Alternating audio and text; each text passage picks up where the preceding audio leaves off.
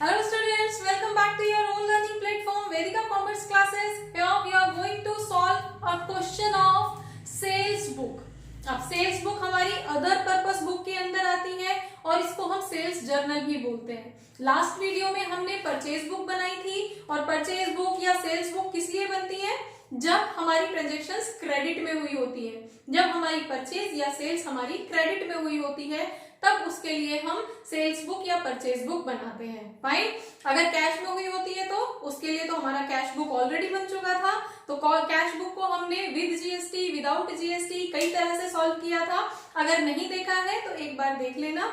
अब इस क्वेश्चन अंदर हम सेल्स बुक बनाने जा रहे हैं और सेल्स बुक हमारी क्रेडिट सेल्स के लिए होगी। ठीक है, तो without wasting time let's start the question. Question आपकी स्क्रीन पे फ्लैश हो रहा है।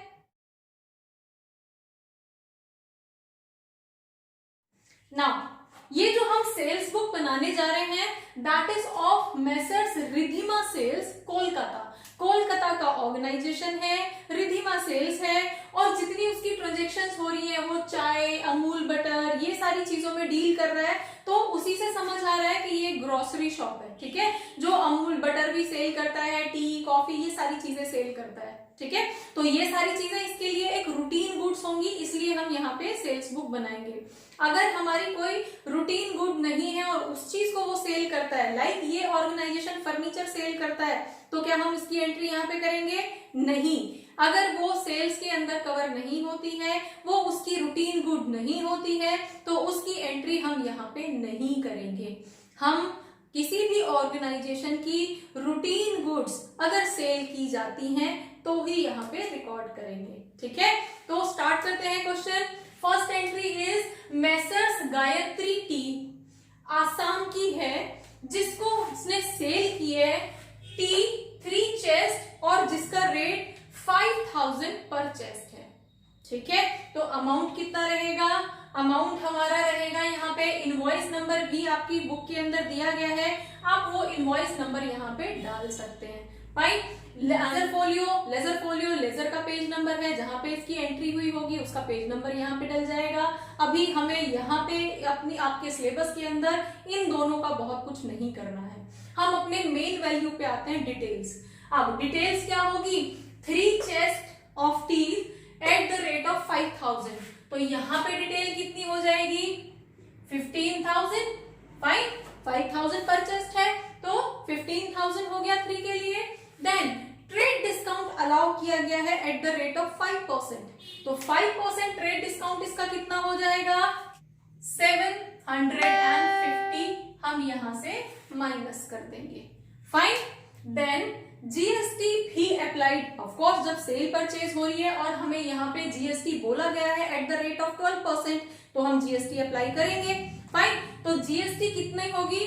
जीएसटी किस अमाउंट पे अप्लाई होगी?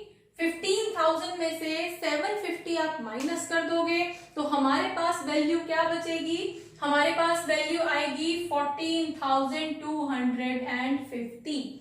अब इस अमाउंट पे हम जीएसटी चार्ज करेंगे।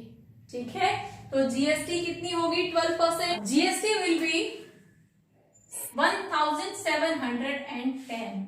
लेकिन ये जीएसटी कौन सी वाली है?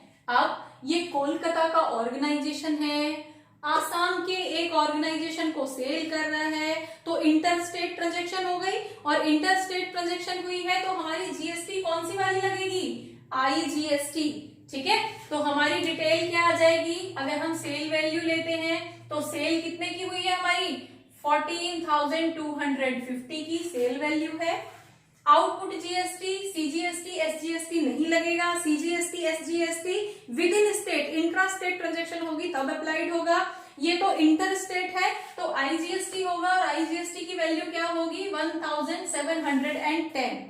अब इसको भेजने के लिए उसने कोई कैरेज आउटवर्ड चार्जेस पे किए हैं? नहीं किए हैं, तो अगेन हम इसको छोड़ देंगे और टोटल हमारे पास कितना आ जाएगा? 15960 की ट्रांजेक्शन गायत्री टी के साथ हुई है, हम आसाम के साथ इंटर स्टेट ट्रांजेक्शन कर रहे हैं। Clear?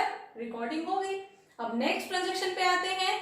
Next is Messrs Mohan and sons Kolkata. अब यहाँ पे ध्यान रखना है कोलकाता के अंदर अंदर, खुद भी कोलकाता का है ऑर्गेनाइजेशन और कोलकाता के अंदर ही किसी दूसरे ऑर्गेनाइजेशन के साथ ट्रांजैक्शन हो रही है, तो यहाँ पे एंट्री कौन सी वाली होगी, जीएसटी कौन सी वाली अप्लाइड होगी, सीजीएसटी एंड एसजीएसटी। फाइन। अब हमारे पास क्या है, 20 किलोग्राम अमूल बटर खरीदा है और जिसका रेट जो है 250 रुपीज पर केजी है ना। अब हमारा रेट क्या रहेगा, यहाँ पे हम डिटेल में डालते हैं, तो यहाँ पे हमारे पास आ जाएगा 5000 रुपीज का हुआ और 5000 में हमारा अगेन ट्रेड डिस्काउंट भी अप्लाइड है, तो ट्रेड डिस्काउंट 5% रहेगा, तो इसका 5% हमारे पास कितना हो जाएगा, 250 रुपीज हम माइनस कर देंगे, तो हमारे पास वैल्यू कितनी आएगी, 4750 रुपीज की यहाँ पे हमारे पास ट्रांजैक्शन हुई है। अब इस पे हम जीएसटी अप्लाई करेंगे, तो जीएसटी हमारी कौन सी वाली लगेगी, सीजीएसटी प्लस एसजीएसटी, तो हमारी यहाँ पे सीजीएसटी प्लस एसजीएसटी होगी और किस रेट से होगी, अगर मेरी जीएसटी 12% से अप्लाई थी तो सीजीएसटी और एसजीएसटी का रेट क्या होगा, 6 + 6% सीजीएसटी 6% एसजीएसटी, तो हमारे पास यहाँ पे कितना हो जाएगा, इसका हम 6% कैलकुलेट करेंगे तो 85, तो हमारे पास वैल्यू क्या आ जाएगी, 285 सीजीएसटी प्लस 285 एसजीएसटी, तो हम यहाँ पे एंट्री करेंगे, हमारी सेल वैल्यू कितनी है 4750, हमारी सीजीएसटी एसजीएसटी कितनी रहेगी 285, एसजीएसटी भी 285 और आईजीएसटी तो अप्लाई होगी नहीं, देन फ्रेट्स भी नहीं दिए, तो हमारा टोटल कितना आ जाएगा 5320, ये हमारी ट्रांजैक्शन आ जाएगी मैसर्स मोहन एंड सन्स के साथ। नेक्स्ट वन इज, हमारी नेक्स्ट ट्रांजैक्शन हो रही है messrs Gary sons Delhi, Delhi again interstate आ गया, तो यहाँ पे भी हमारी आईजीएसटी अप्लाई होगी। अब हम कैलकुलेशंस ट्रांजैक्शंस देख लेते हैं। 20 केजी टी सेल की है एट द रेट ऑफ 600 पर केजी, तो हमारे पास यहाँ पे कितनी वैल्यू आ जाएगी, 12,000 रुपीज की टी सेल की है जिसपे 5% का ट्रेड डिस्काउंट मिला है, तो 5% का हमारे पास कितना हो जाएगा 600, हम माइनस कर देंगे, हमारे पास वैल्यू कितनी आएगी 11,400। अब 11,400 में हम ट्रेड डिस्काउंट तो हमने दे दिया, अब हम जीएसटी अप्लाई करेंगे और जीएसटी हमारी कौन सी होगी, IGST at the rate of, GST का रेट तो हमें ऑलरेडी दिया हुआ है 12%, तो 12% इसका कैलकुलेट करेंगे, दैट इज 1368। फाइन।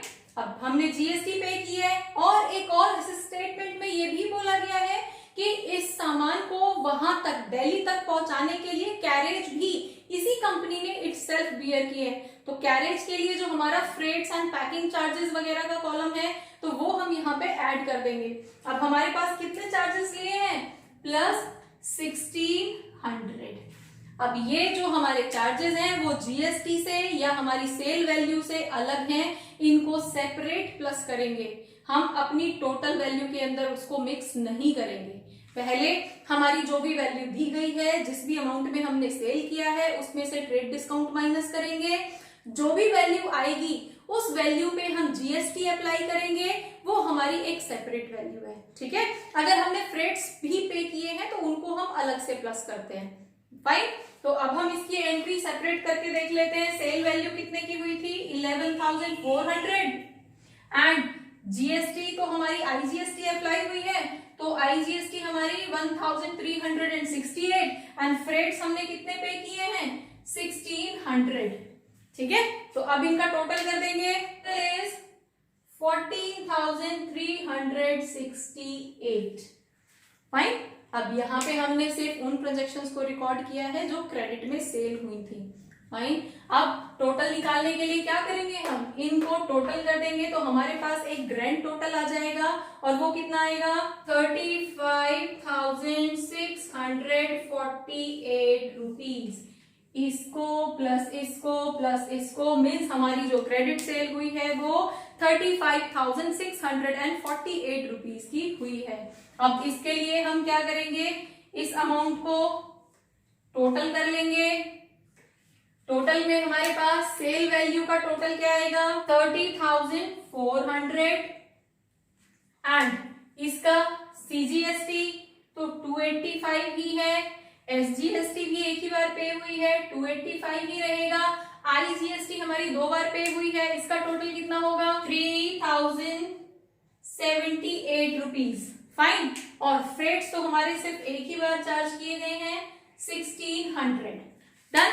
अब अगर हम इन सबको प्लस करेंगे, जो भी हमने सेपरेट कॉलम बनाए थे उन कॉलम्स के टोटल को प्लस करेंगे तो भी हमारा यही अमाउंट आएगा। फाइन। तो होपफुली सेल्स बुक कैसे बनाते हैं, कैसे जीएसटी को इसमें चार्ज करते हैं, फ्रेट्स को कैसे चार्ज किया जाता है, आपको समझ आया होगा। For more keep watching, keep learning. Thank you.